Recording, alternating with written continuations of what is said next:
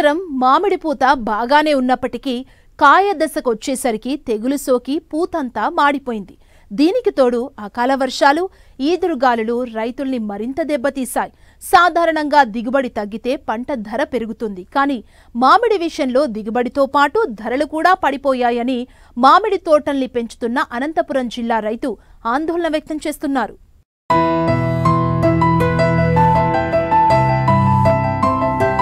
పదిహేనేళ్లుగా మామిడి సాగు చేయడమంటే మామిడి తోటల పెంపకం, నిర్వహణలో అనుభవం, నైపుణ్యం సాధించడం.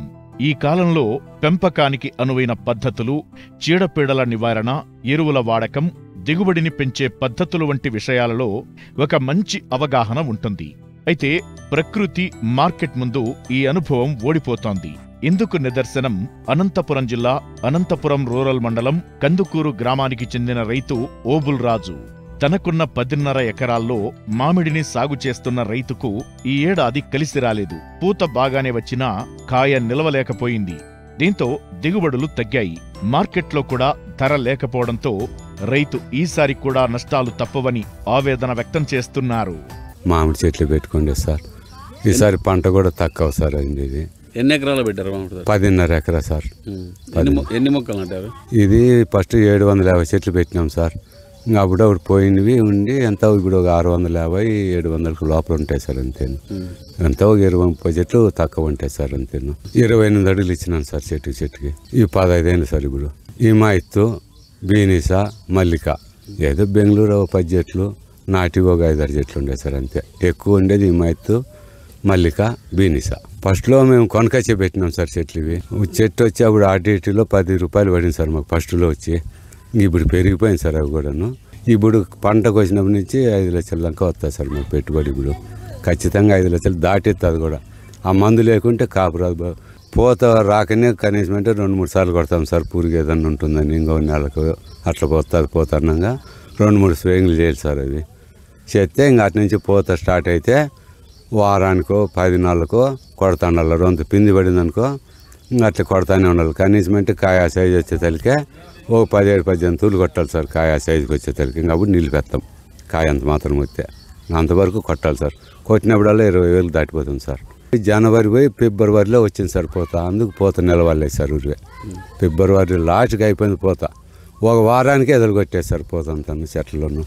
ఇక ఈ మల్లిక ఏడన్నా అట్లా పట్టుకొని ఈ కాయ పడింది అంతే. మల్లిక సార్ బెంగళూరు పోతే 1,10,000, 1,20,000 కానీ పోతుంది సార్. దాని టైం పడితే టన్ను.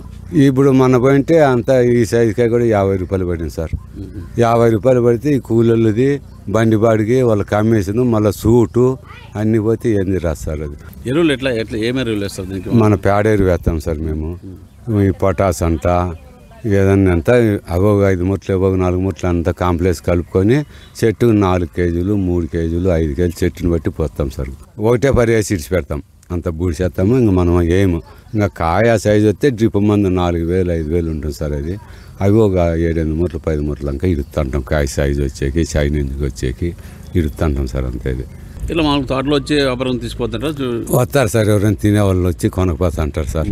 అలవాటు పడినారు ఓ 3 ఏళ్ళ నుంచి వచ్చి కొనకపోతా అంటారు. 10 కేజీలు, 20 కేజీలు, 30 కేజీలు, 4-5 కలిసి 50 కేజీలు అట్లా మంచికింది కొనకపోతారు. ఈసారి కాయ లేదు కాబట్టి బంద్ చేసిన ఫోన్లు చేస్తారు వాళ్ళు. అలవాటు పడిన వాళ్ళు సార్. కాయ బాగుంటుంది. ఇట్లా కాయ మాగి రాలుతూ ఉంటుంది. ఆ కాయని చూసి మేము అప్పుడే కాయ కనుక్కుంటాం. ఈ కాయ అయింది, 4 నాలుగు మాగుతుందని పీకి ఊరిగడ్లేసి రగ్గు కప్పేస్తాం.